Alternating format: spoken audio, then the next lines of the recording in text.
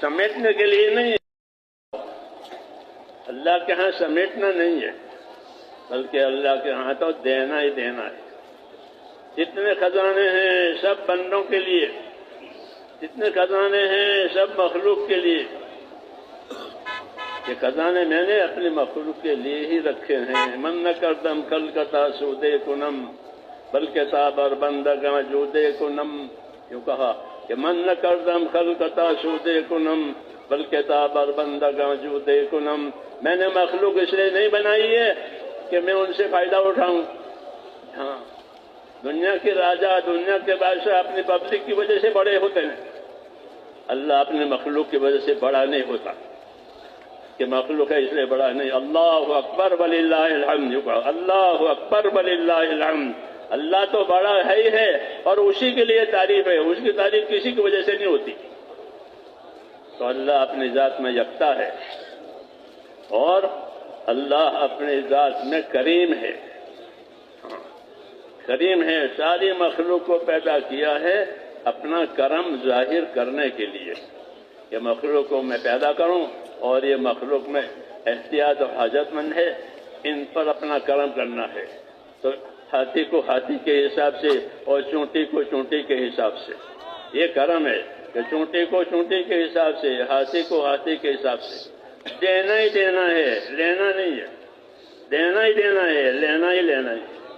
اس لیے کہا کہ کوئی بھی اللہ سے نا امیدوار نہ بنے، امیدوار رہو، ابشرو واملو ما یسرکم، بشارتیں سنا کرو اور اللہ سے امیدوار رہا کرو ایسے حالات کے کہ اللہ ایسے حالات لاوے گا جو تمہیں خوش کر دیں گے۔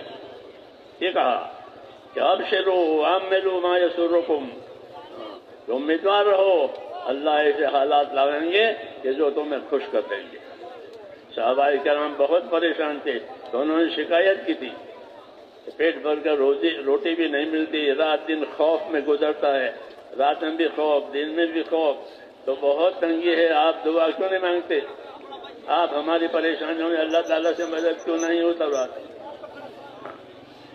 تو ان کو سمجھا دیا گیا ہاں کہ ہر چیز کا ایک وقت ہوتا ہے، تم اللہ کی بشارتیں سنو، اللہ سے امیدوار رہو، وَعَمِّلُوا مَا يَسُرُّكُمْ، کہ امیدوار رہو ایسے حالات کے کہ جو اللہ تمہیں خوش کر دیں گے۔ فَوَاللَّهِ مَا الْفَقْرُ أَخْشَىٰ عَلَيْكُمْ، تمہاری فقیری اور محتاجی کا مجھے اندیشہ نہیں ہے، بلکہ اللہ اپنے فضل سے تمہارے پر دنیا پھیلا دے گا، دنیا کی نعمتیں پھیلا دے گا۔ ہاں، یہ کہا۔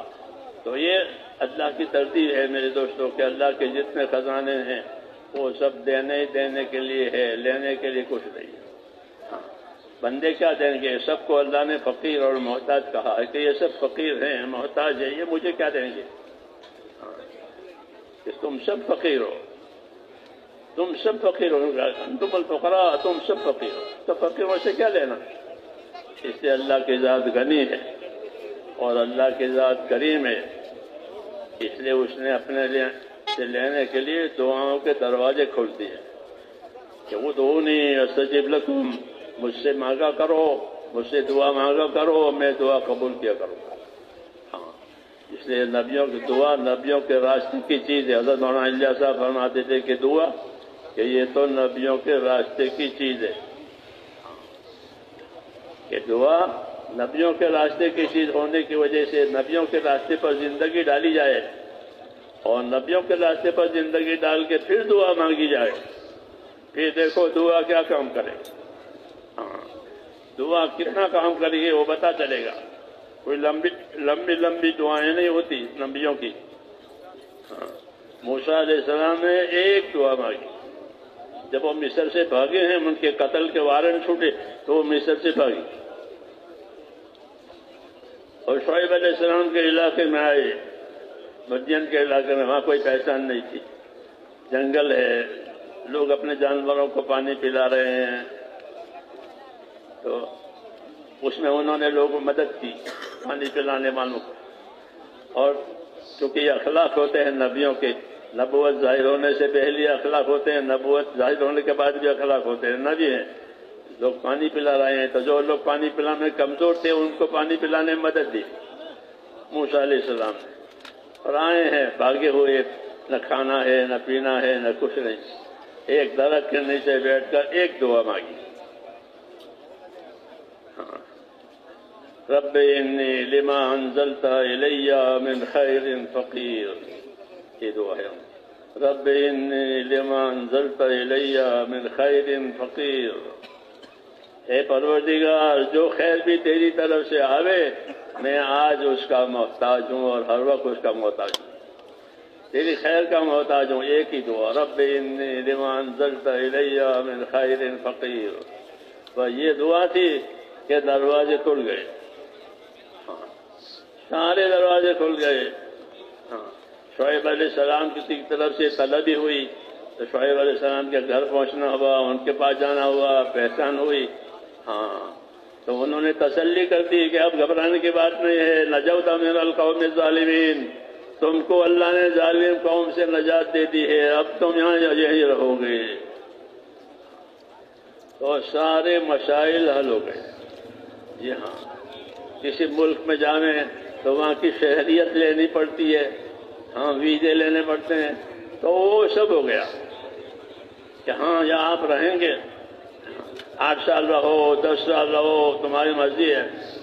جی ہاں، اور لمبی شہریت مل گئی، شادی ہو گئی، مطلب کہ سارے مسائل حل ہو گئے، آخر میں نبوت بھی مل گئی۔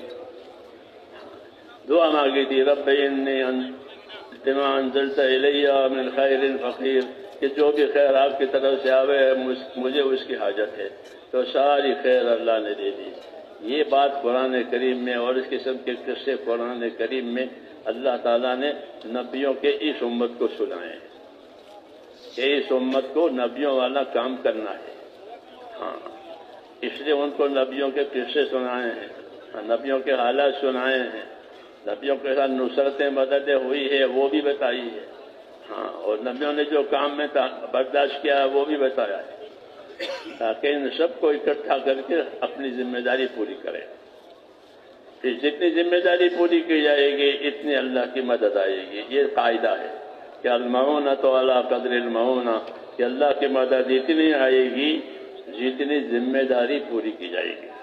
تو ہمارا کام ذمہ داری پوری کرنا ہے اور اللہ سے مانگنا ہے، اللہ سے مانگنا ہے، اور کوئی دینے والا نہیں ہے سوائے اللہ کے۔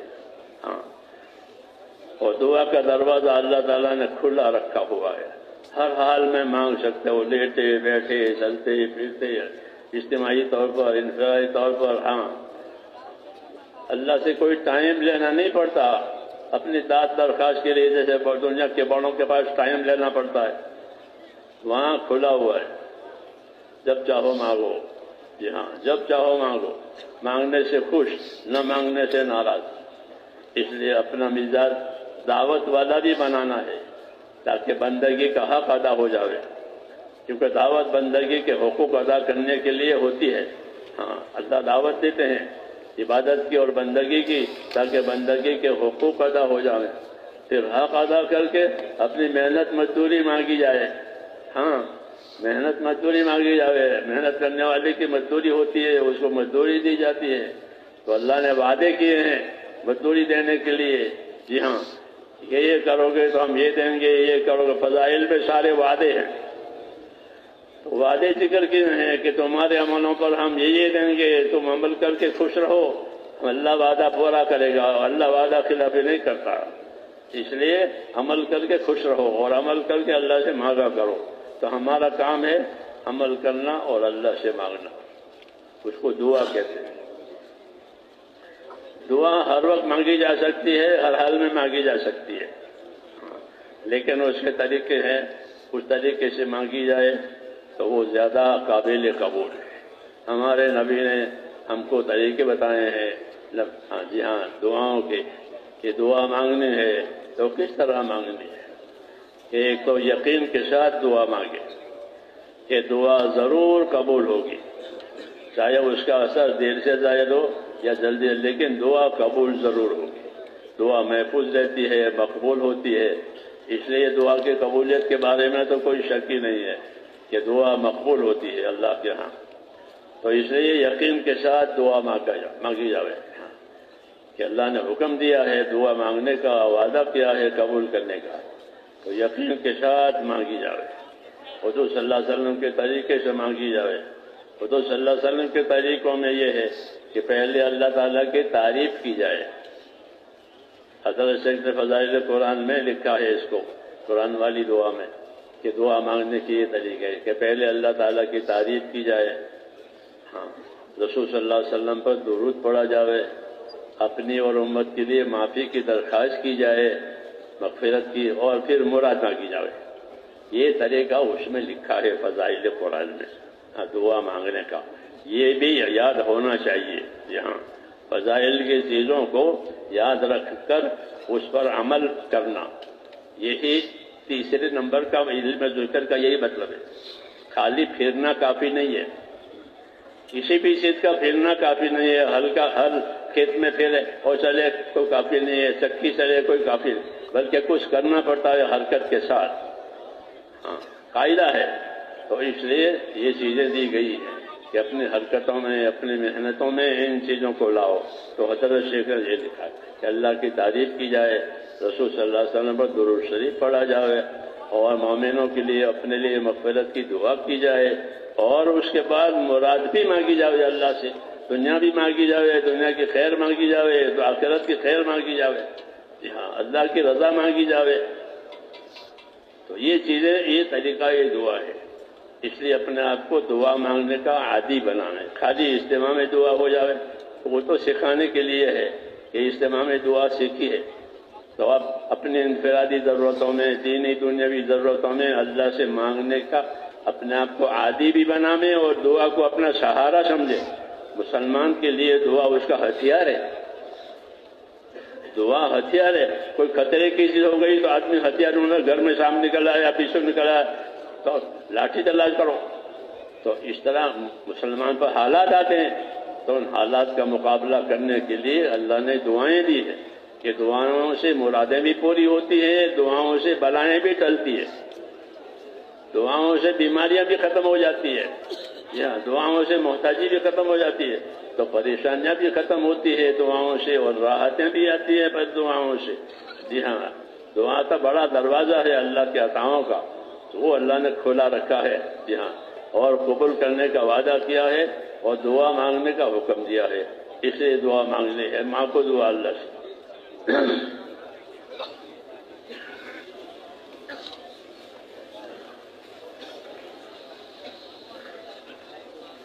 بسم اللہ الرحمن الرحیم۔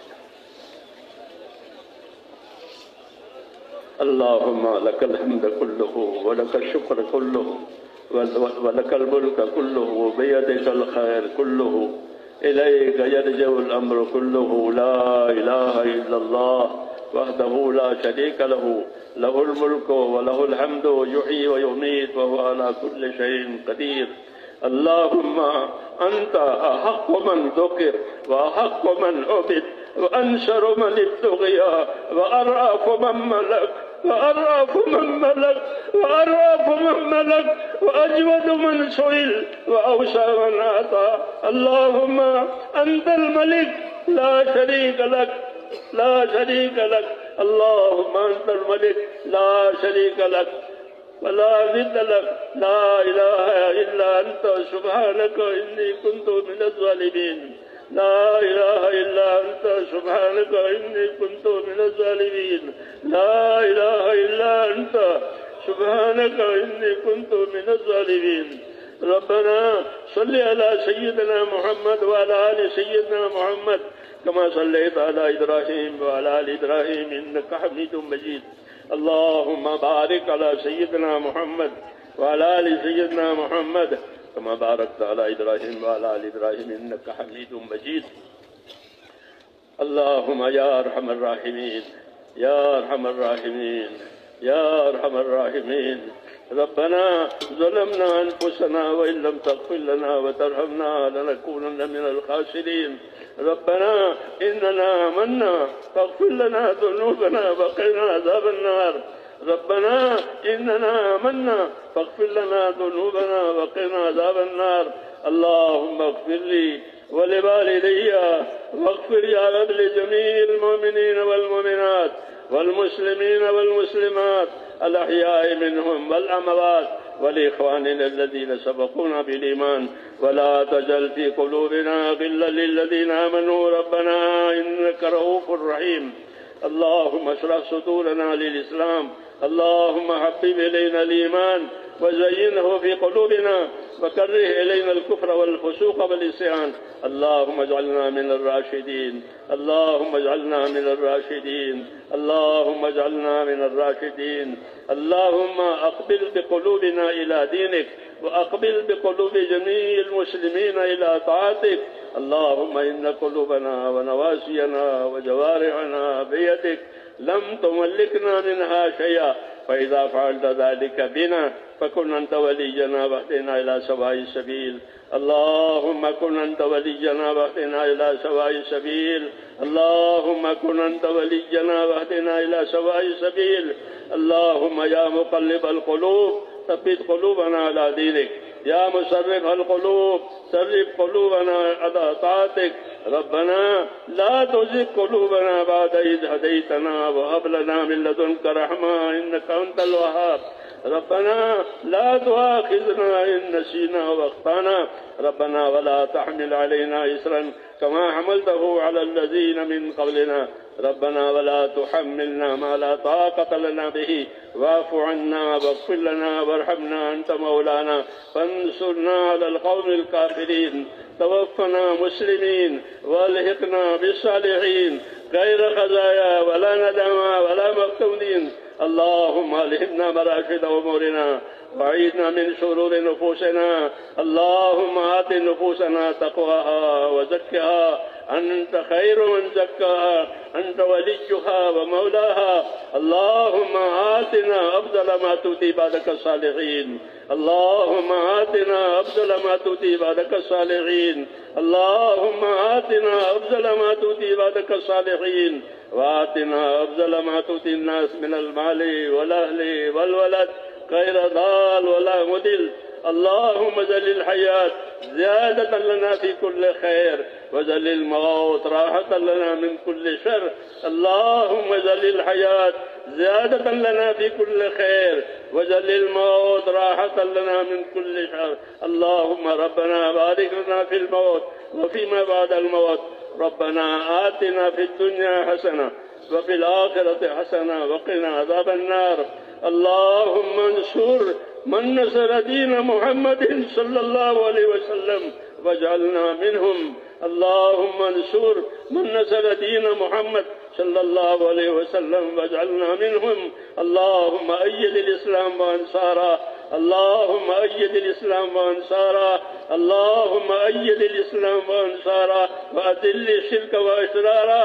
إنا نجعلك في نحورهم ونعوذ بك من شرورهم. رحمتك نرجو فلا تكلنا إلى أنفسنا طرفة عين، ولا تنز منا صالح ما آتيتنا. اللهم زدنا ولا تنقصنا، وأكرمنا ولا تهنا، وآتنا واعف عنا. اے اللہ ہماری مغفرت فرما، اے اللہ ہماری اور پوری امت کی پوری مغفرت فرما.